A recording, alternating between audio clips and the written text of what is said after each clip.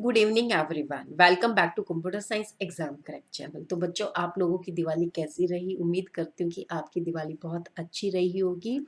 आपने दिवाली को बहुत अच्छे से सेलिब्रेट किया होगा। अब फिर हम पढ़ाई की तरफ चलते हैं। बहुत हो गई है मौज मस्ती, आपने एक दो दिन जो मस्तियाँ की हैं वो बहुत अच्छी बात है, लेकिन पढ़ाई हमारा जो मेन मोटिव है उसको हमें कंटिन्यू रखना है। तो आज फिर मैं आपके लिए इस वीडियो में डिजिटल इलेक्ट्रॉनिक्स के एमसीक्यूज लेकर आई हूँ। ये कुछ मिसलेनियस क्वेश्चंस है और जो मेमोरी बेस्ड क्वेश्चन है, इस टाइप के भी क्वेश्चंस एग्जाम में पूछे जा सकते हैं। तो प्लीज़ इस वीडियो को लास्ट तक देखिएगा, और वीडियो अगर पसंद आता है तो इसे लाइक शेयर कमेंट कीजिए, और चैनल को अगर सब्सक्राइब नहीं किया है तो जल्दी से चैनल को सब्सक्राइब कर दीजिएगा, ताकि आने वाले वीडियोस का नोटिफिकेशन आपको मिलता रहे। तो चलिए स्टार्ट करते हैं अपने क्वेश्चंस को। सो बच्चों, this is our first question. CPU does not perform the operations data transfer, logic operation, arithmetic operation or all of the above। बच्चों, सेंट्रल प्रोसेसिंग यूनिट यानी कि CPU हमारा दो यूनिट से कंसिस्ट होता है। One is ALU and second is CU, control unit और arithmetic logical operation. So CPU perform arithmetic operations, logical operations and control operations. तो यहाँ पर ऑप्शन बी जो है एंड ऑप्शन सी, ये ऑपरेशंस तो सीपीयू परफॉर्म करता है। बट जो ऑप्शन ए है डेटा ट्रांसफर, डेटा ट्रांसफर बच्चों सीपीयू नहीं करता। इसके लिए हम डीएमए का यूज करते हैं, डायरेक्ट मेमोरी एक्सेस का यूज करते हैं। डीएमए ही डेटा को ट्रांसफर करता है। सो ऑप्शन ए जो होगा वो आपका करेक्ट होगा। अब है हमारे पास next question. A chip having 150 gates will be classified as SSI, MSI, LSI और वीएलएसआई। एसएसआई मतलब small scale integration, medium scale, large scale और वेरी लार्ज स्केल। बच्चों, एसएसआई जो है आपका स्मॉल स्केल इंटीग्रेशन है। इसके अंदर जो गेट्स होते हैं 1 to 12 गेट्स होते हैं। इस टेबल को याद रख लेना बच्चों। जो आपका मीडियम स्केल इंटीग्रेशन होता है, वहां पर 13 से लेकर 99 तक अगर गेट्स लगे हुए किसी सर्किट के अंदर, तो उसको हम मीडियम स्केल बोलते हैं। और लार्ज स्केल इंटीग्रेशन के अंदर 100 से लेकर 9999 तक के अगर गेट्स हैं, तो उसको हम लार्ज स्केल बोलते हैं।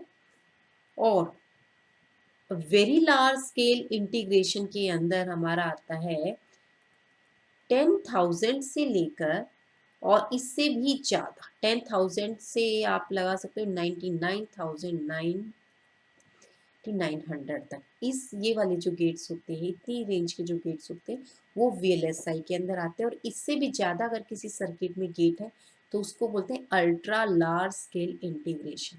तो मोर देन 99,000, 9900, ठीक है।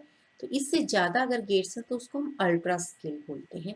तो बच्चों, यहाँ पर पूछा गया 150 गेट। 150 गेट्स कहाँ पर आते हैं?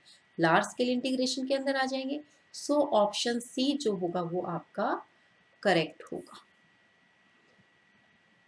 Our next question is, if an integer needs 2 bytes of storage, then the maximum value of unsigned integer is। अब देखो, इंटीजर नंबर कितनी बाइट्स लेता है? 2 बाइट्स लेता है। 8 इंटू 2, क्योंकि 1 बाइट में कितनी बिट्स होती हैं? 8 होती हैं। तो ये 2 बाइट लेता है, यानी कि 8 इंटू 2 16, ठीक है, 16 बिट लेगा ये आपकी। तो यहाँ पर पूछा then the maximum value of unsigned integer. तो अनसाइंड इंटीजर की जो वैल्यू होगी बच्चों, वो होगी 2 raised to power 16 minus 1। So option A जो होगा वो हमारा करेक्ट होगा। अब है हमारे पास next question. Negative numbers can't be represented in sign magnitude, ones complement, twos complement और नन ऑफ द। बच्चों, जो नेगेटिव नंबर्स हैं वो साइन नंबर्स को शो करने के लिए काम आते हैं, ठीक है। तो साइन नंबर को शो करने के लिए हमारे जो है नेगेटिव नंबर्स काम आते हैं। और नेगेटिव नंबर्स पर आप वंस कॉम्प्लीमेंट भी परफॉर्म कर सकते हैं और टूज कॉम्प्लीमेंट भी परफॉर्म कर सकते हैं। तो ऑप्शन जो होगा बच्चों आपका डी रहेगा, नन ऑफ द अबव, ठीक है। तो नेगेटिव नंबर क्योंकि साइन नंबर को हम शो करते हैं, नेगेटिव नंबर्स को अगर रिप्रेजेंट करना तो साइन मैग्नीट्यूड की हेल्प से उसको रिप्रेजेंट करते हैं। उनका हम वंस कॉम्प्लीमेंट भी निकालते हैं, उनका हम टूज कॉम्प्लीमेंट भी निकालते हैं। तो ऑप्शन डी जो होगा वो आपका करेक्ट होगा। अगला question, the absorption law in Boolean algebra say that x plus x equal to x, x into x equal to x, x plus x y equal to x और none of the above. ठीक है, तो बच्चों absorption जो law होता है ये आपका x plus x into y equal to x या x plus y into x, इस तरीके से होता है। तो इन दोनों केसेस में ही वैल्यू क्या होती है आपकी एक्स होती है। ठीक है, तो बच्चों ये आपका जो ऑप्शन रहेगा आपका C, X plus x Y Y. Absorption law को भी ध्यान रखना है आपको, कई बार आइडम पोटेंट लॉ भी पूछ लिया जाता है। आइडम पोटेंट लॉ क्या होता है बच्चों, इसमें हम क्या करते हैं, A plus A equal to A और A dot A equal to A. तो कई बार क्वेश्चन आइडम पोटेंट लॉ पूछ लिया जाता है, कई बार ये पूछ लिया जाता है। तो कई बार लॉ जो है डायरेक्टली क्वेश्चंस पूछ लिए जाते हैं लॉ से। तो ये जो क्वेश्चन है बच्चों ये सारे ही आपके रिमेम्बरिंग पावर बेस्ड हैं।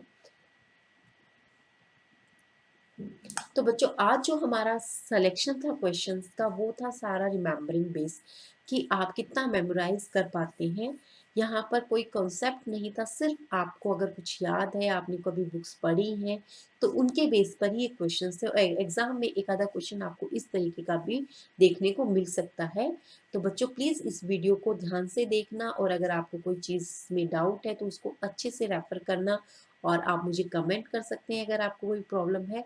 और आप मुझे टेलीग्राम पर भी कांटेक्ट कर सकते हैं, वहाँ पर भी आप अपनी क्वेरी मुझे सेंड कर सकते हैं। तो टेलीग्राम पर भी मेरा लिंक वही कंप्यूटर साइंस एग्जाम क्रैक के नाम से आप सर्च करेंगे तो आपको मिल जाएगा, और बहुत से वीडियोज़ में मैंने लिंक भी प्रोवाइड किया हुआ है। और अगर आप मेरे यूट्यूब चैनल पर जाते हैं तो चैनल पर मैंने वहाँ पे टेलीग्राम के लिए आइकन बनाया हुआ है, दैट इज़ क्लिकेबल आइकन है। जैसे ही आप उस पर क्लिक करेंगे तो आपको क्या है, टेलीग्राम चैनल मेरा ओपन हो जाएगा और वहाँ पर आप अपनी क्वेरी को भेज सकते हैं। तो बच्चों आज के लिए इतना ही, मिलते हैं नेक्स्ट वीडियो में नेक्स्ट क्वेश्चन के साथ। तब तक के लिए थैंक यू वेरी मच।